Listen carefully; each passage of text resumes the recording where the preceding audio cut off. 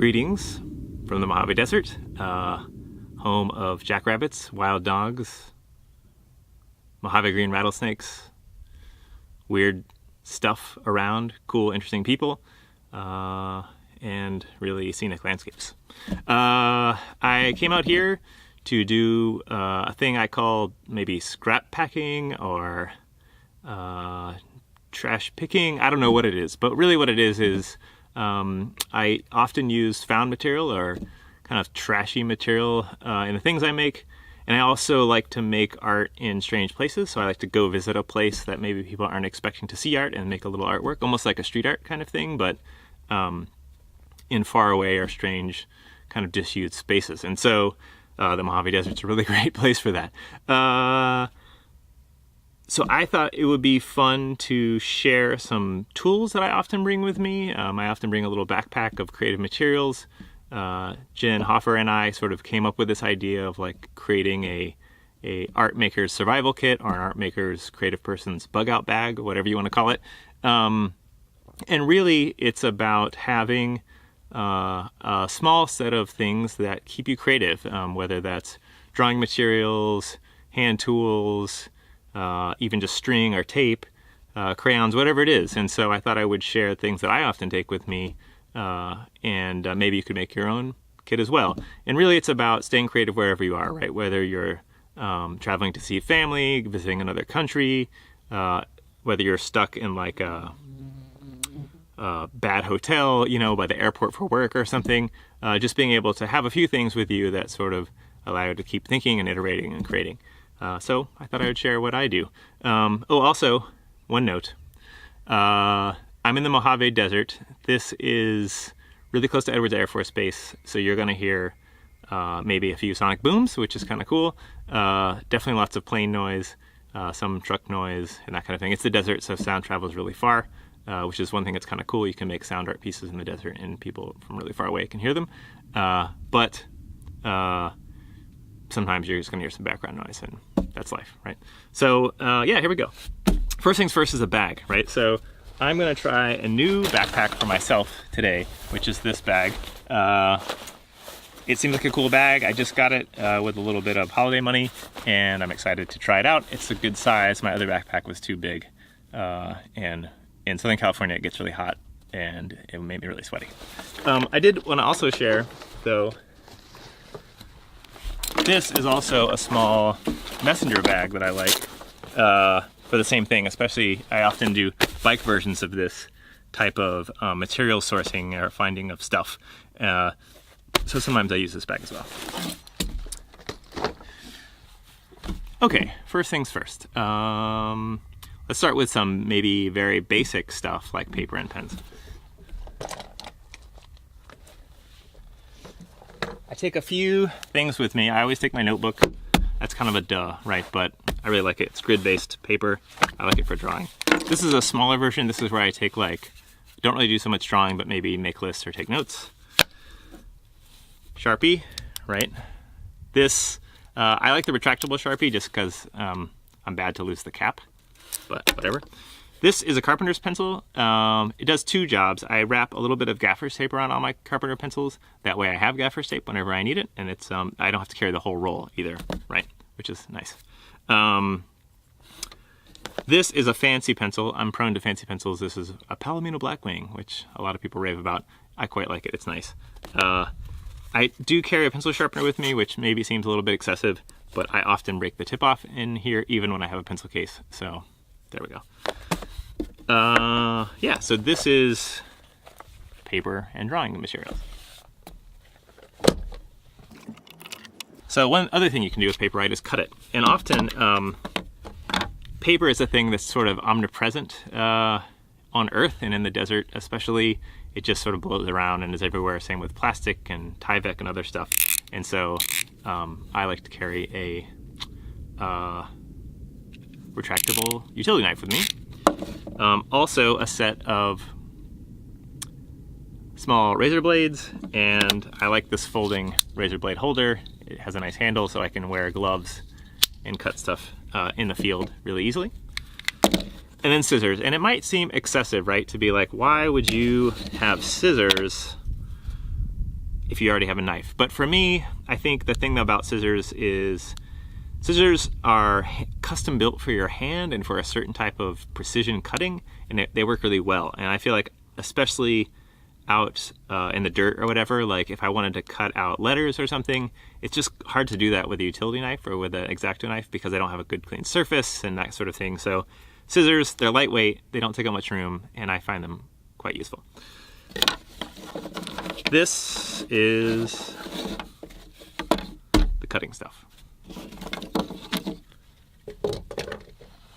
Oh, one other cutting thing.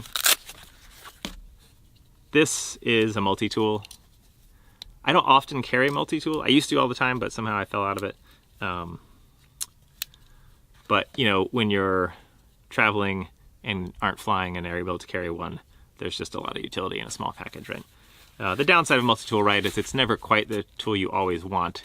It's just like a hint at what you want because it's a small, kind of weird version of the bigger, better thing. Okay. Another thing, this is a little bit of a weird one. Another thing about paper, right, is if you wanted to make an art piece, paper-based art piece somewhere in the outdoors, it's going to blow away. And so stapling it down is a thing that can work really well. So I have a stapler that I carry with me. It's a very low-profile stapler. Also, you can staple like other maybe paper-based things that were about to blow away, like on the side of an abandoned building, and staple those to the building to hold it up more if it's part of your composition.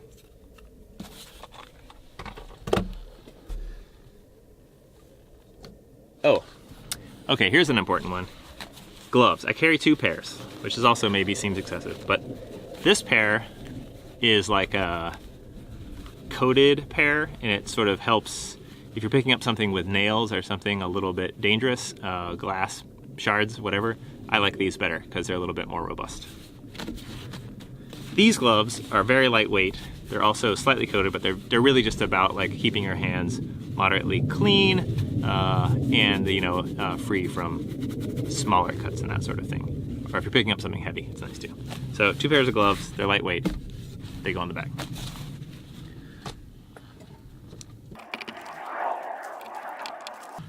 Okay, the next thing is small hand tools. These are wire cutters, wire strippers. I've had these for forever. I like them a lot. They're very cheap, but they work really well. They don't have the spring. I cut the spring out because I like just being able to hold them in my hand and squeeze to that exact moment where you cut through the plastic but not through the copper wire. I carry 2 pairs of pliers. This is a bigger pair. This is often good for removing like 1/4 inch nuts and stuff too if you have to and you don't have a bigger pair of bigger pliers or vice grips. Also has a wire cutter in there. And this is a pair of bent needle nose pliers, which are just smaller versions of these. This is wire cutters. They're a little bit beefier than the other cutters that are on the smaller things, but they're not too big and not too heavy. I like these as well. So that's wire cutters and wire strippers.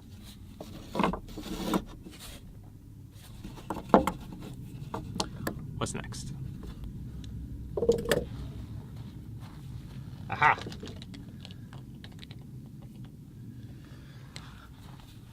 Okay, the next thing is screwdrivers. Now, screwdrivers, the thing is if you have a Leatherman or some other multi-tool or something like that, you have some kind of screwdriver with you probably, right? So, but the world is full of screwdrivers and you can maybe never have too many screwdrivers. So I carry a few ones that I like.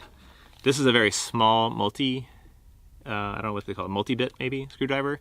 It's very small. It's usually for like electronics work and stuff. And it does have small bits in the handle, which I like. So you only have to carry one, but you have all the bits you need. Oops, just don't lose the bits. This is a ratcheting screwdriver. It's really good outside, out in the field. If you're in a hurry, you can just quickly crank something on or off.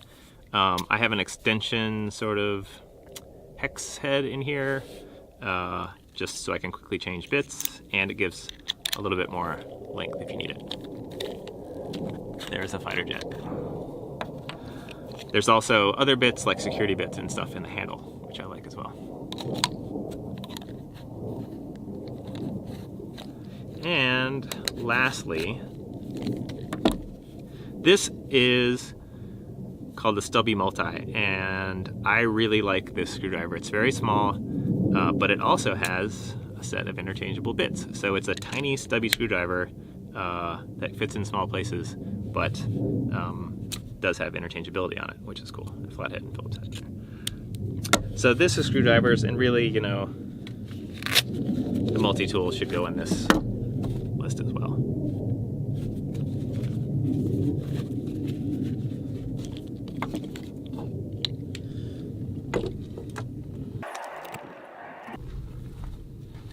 Okay, the next thing is twine and tape.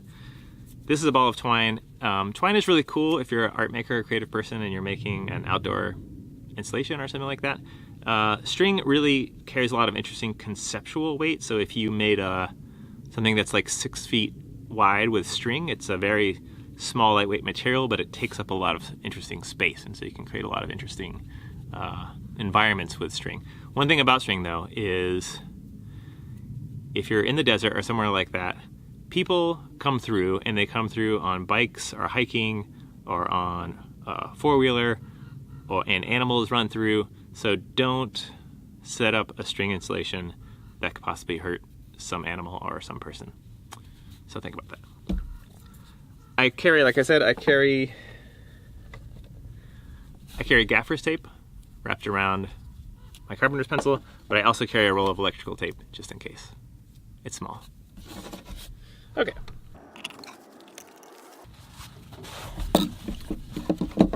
The next thing is stuff that cuts, bigger stuff than a knife. This is a set of sheet metal cutters. I think these are angle, these aren't straight cutters maybe, I'm not sure. These are really good if you find a tin can that you want to cut something open, you want to cut a tin can open, something like that. Or if you find like a super old shot up street sign or something that's very dead, these are really great for cutting those up. Some street signs are too thick, but some work nicely. Also old real estate signs that you'll see have blown in the trash, these are really good for cutting those up. This is a sort of like the manual version of a Sawzall. It's it takes a Sawzall style blade. They're super easy to swap out.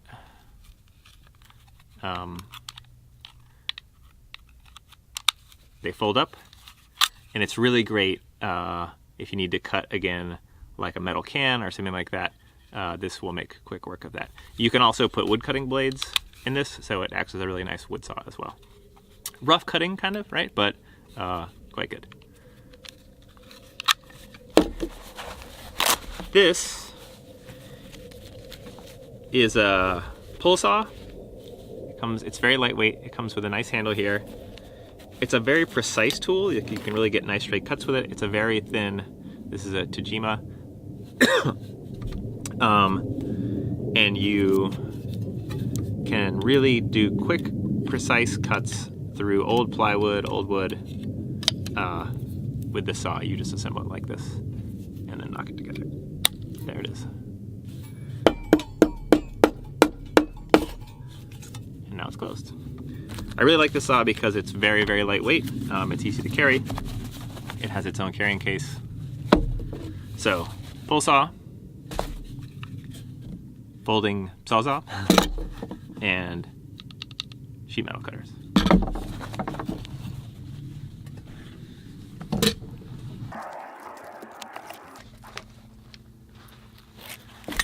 Okay, the heavy stuff is next. First things first, it's a hammer. It's heavy. I don't love that it's so heavy, but I did find it in the street, and so I'm sort of emotionally attached to it, even though it's really heavy. It is quite nice. You can really whack something with it, but it's quite heavy to carry in the bag, but it's a nice demolition tool or pulling apart tool, etc., etc. Oh, sorry, before we start, this is a bag I like. I got it cheap. It's waterproof, though I don't care about that so much, but I like that it's long and skinny, so you can put things like hammers in it, and easily pull out lots of long, heavy tools at one shot.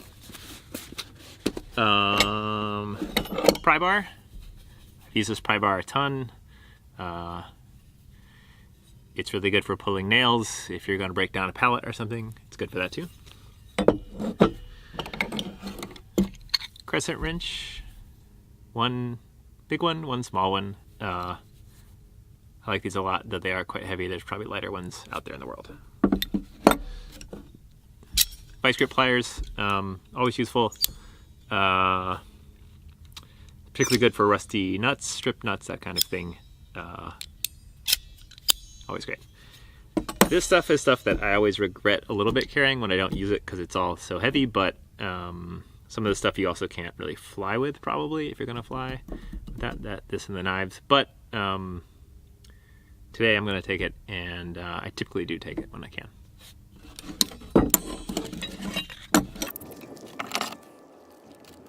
Okay, this is maybe a controversial tool. It's a drill.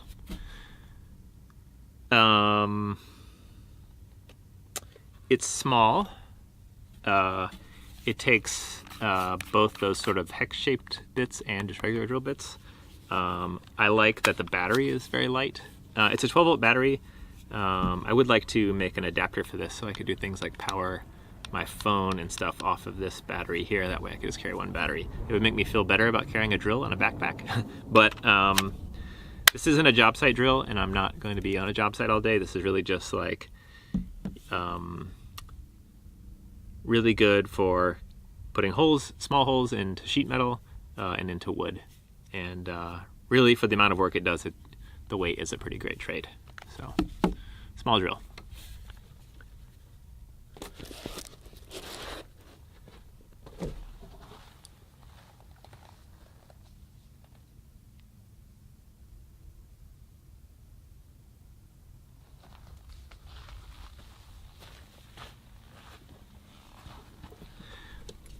And with a drill, you need drill bits. This is not, this is a part of my bag that I think could use a lot of work. What I do have that I really like is this set of drill bits. They come with this sort of hex shank, and I like that. They also it also has a set of like hex heads and also just regular Phillips heads and other bits like that. There's also a quick change here, which I don't really use that much, but probably is actually more handy and I should probably use it. So yeah, nice assorted set, and I also like that it's self-contained, and in a backpack that's a really critical component.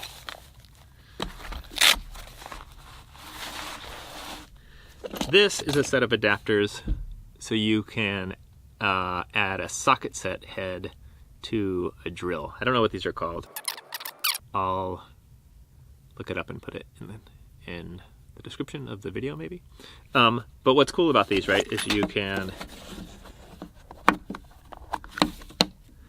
have a socket. This is a small socket set that I don't love, but I do carry it with me. And then you can use this to attach to it. And then you can put this in your drill.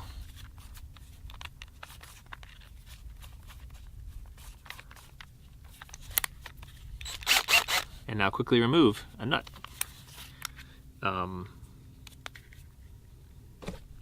So I carry it. I carry these. There's assorted sizes. This is for really big socket set heads. I have a little bag that I put these in, but I just thought I'd put these in a little tray for now. That's a salsa lid, and I painted purple.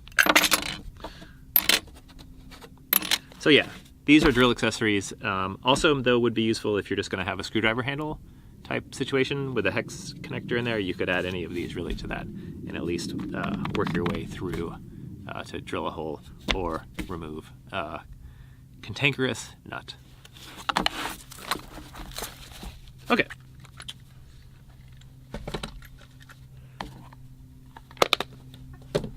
Let's see what's next.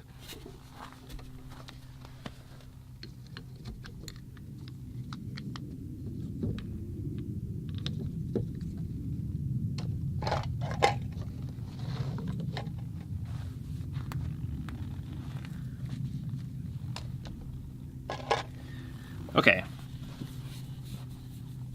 I've never used these, but I carry them with me every time, and I'm going to keep carrying them with me every time for a while.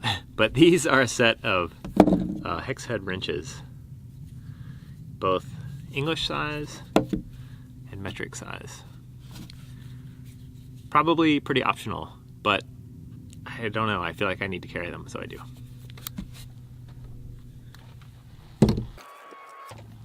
Okay, one of the most important things, I should have started at the beginning of the video, is a tape measure. Anyone will do. I like this one because it's kind of chunky and it's 16 feet long, which is nice, worth its weight in gold. Okay,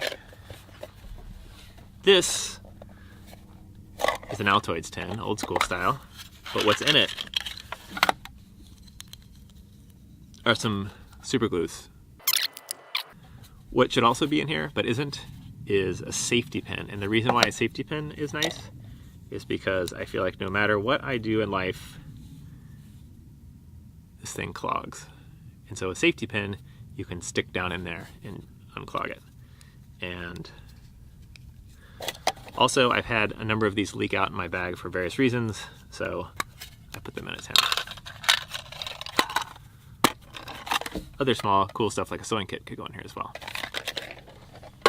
More than one time, more than 5 times, I've been out looking for stuff and I've run out of light. So, headlamp, always really great. Also, these are spare rechargeable batteries that I take with me. I really like this little battery case. I'll keep them from flopping around in my bag.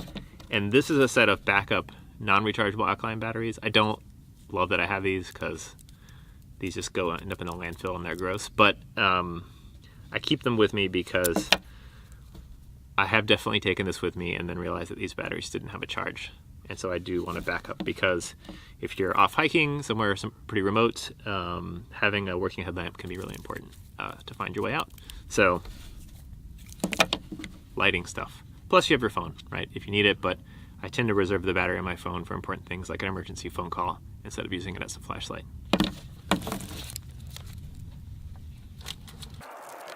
Okay. This is maybe a weird thing to carry, but I've actually find them really useful. These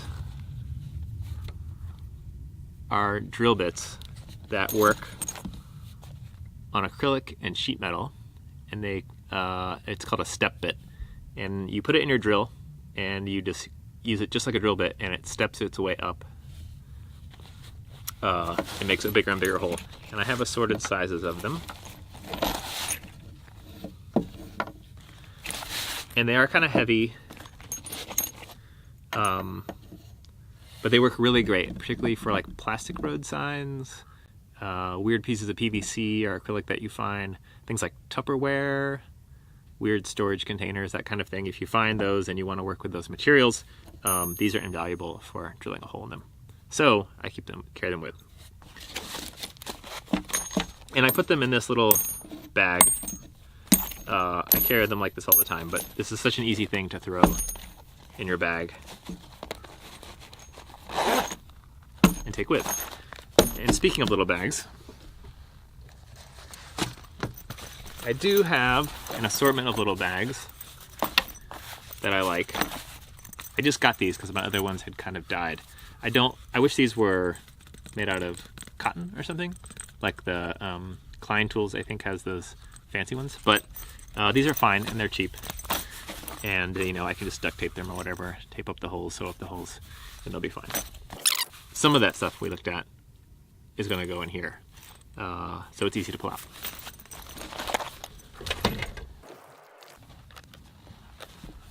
Second to last is I really like these Velcro Wraps. They're made for camera equipment, but they're actually quite nice if you want to put like say you've got these cutting tools, these razors and stuff, you can just do this real quick.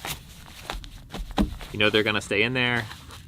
They're padded a little bit, which is nice for something a little bit that needs a little bit of protection. And I've reused these things for years and put all sorts of stuff in there, and they work really great. Like I said, I think they're really made for photographers to put lenses and stuff in, but I find them useful for pretty much everything. I also like that they're color-coded. I have a red one as well. And it's nice because you just mentally remember like, oh, it's in the yellow one or in the red one. The final thing, and I didn't really want to cover things that you would commonly just take with you, but water and coffee. It's just important. I hope you dug that tour of all the crazy stuff I keep in my bag for making art and collecting materials out in the wild. Like I said, I'm in the Mojave Desert right now, just outside of Hinckley, California, made infamous by the Erin Brockovich movie about Hinckley, California. Don't drink the water out here. And yeah, I'm gonna head out a little bit today and do some exploring, and we'll see how these tools can come in handy. I'm super interested to hear how a bag you might make. If you're a painter, how would your bag be different? Say you're a welder, how could you actually bring some welding equipment out there? I don't know how that's possible, but maybe you could do some brazing or something like that. You could have a brazing bag that you take with you. If you're a jeweler, maybe how would you collect materials to make jewelry from the ground or from the street or from disused spaces or empty lots or the desert or the woods? Yeah, so let me know if you have a bag of stuff that you take with you. Maybe it's just colored pencils, or maybe it's just an iPad, right, that you take with you and you have a couple of apps that you really like. That's a really great way to sort of keep creating and making even when you're in a place that doesn't really encourage it or doesn't think about creativity, or maybe doesn't seem to foster creativity right at the beginning. So yeah, let's go. Oh my gosh. This dog just showed up.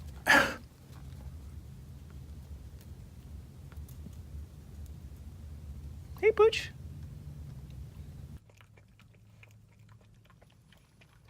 This cutie just walked into the yard, and no one lives around here for miles and miles and miles. So, I'm not sure what I'm gonna do. But I just fed him, and thought I'd give him this towel. We'll see what happens next. Just when you think you're gonna have one adventure, a new one walks into the frame of the video.